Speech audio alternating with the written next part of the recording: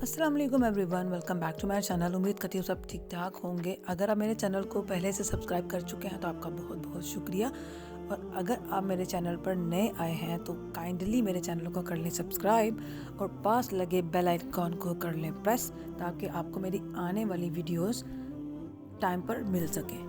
बहुत सी अहादीस से इस बात का पता चलता है कि बहुत से अंबिया ने बकरियां चराई हैं। अबू हुरैरा रज़ी अल्लाह ताला अन्हो से रिवायत है कि नबी करीम सल्लल्लाहु अलैहि वसल्लम ने फरमाया कि हर नबी ने चरवाहा बनकर बकरियां चराई हैं। बहुत सी हदीसों में हमें बकरियां पालने के फायदे के बारे में पता चलता रहता है। बकरियां पालने के बारे में हमें अहादीस से क्या सबक मिलता है, आज की वीडियो में हम उस टॉपिक पे बात करेंगे। नबी करीम सल्लल्लाहु अलैहि वसल्लम ने बकरियां पालने वालों के बारे में क्या इरशाद फरमाया है। हमें अहादीस की मदद से पता चलता है कि बकरियां चराना जो है वो नबी करीम सल्लल्लाहु अलैहि वसल्लम की सुन्नत है, और हमारे प्यारे नबी सल्लल्लाहु अलैहि वसल्लम ने भी बकरियां चराई हैं। सल्लल्लाहु अलैहि वसल्लम ने फरमाया कि बकरियों को घर में पालना बायसे बरकत है। एक हदीस में नबी करीम सल्लल्लाहु अलैहि वसल्लम ने फरमाया कि तुम बकरियां पालो क्योंकि इसको पालने में बरकत है। इस हदीस में भी नबी करीम सल्लल्लाहु अलैहि वसल्लम ने फरमाया कि ऊंट उनके मालिकों के लिए कुव्वत की चीज़ है और बकरियां बायसे बरकत हैं, और घोड़ों की पेशानी में क़यामत तक के लिए बलाई बंदी है।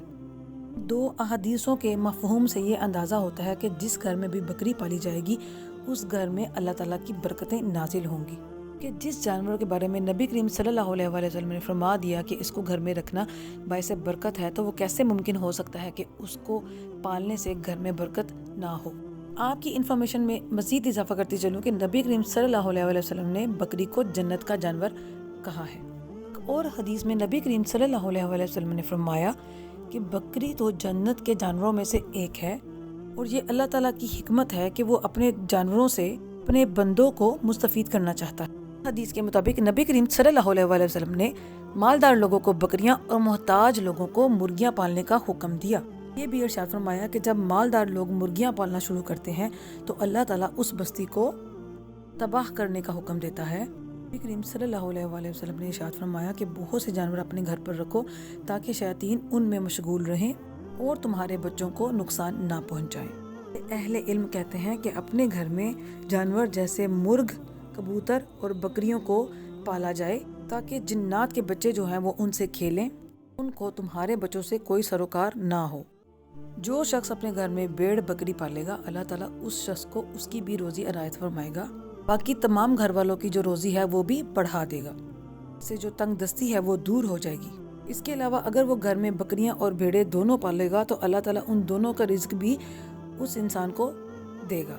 घर वालों की रोजी बढ़ेगी और उनकी परेशानी दूर हो जाएगी। जितनी ज़्यादा बकरियां और भेड़ें पाली जाएंगी अल्लाह ताला उतनी ही ज़्यादा उनको रिज्क अता फरमाएगा।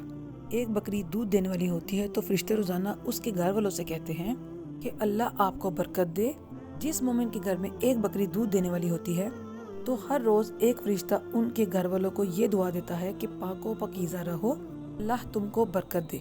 तो इस बात से अंदाज़ा लगाया जा सकता है कि जिस घर में बकरी पाली जाएगी वहाँ पर अगर फरिश्ते जो हैं वो उस इंसान के लिए दुआ करेंगे तो अल्लाह ताला फरिश्तों की दुआ तो ज़रूर कबूल करते हैं।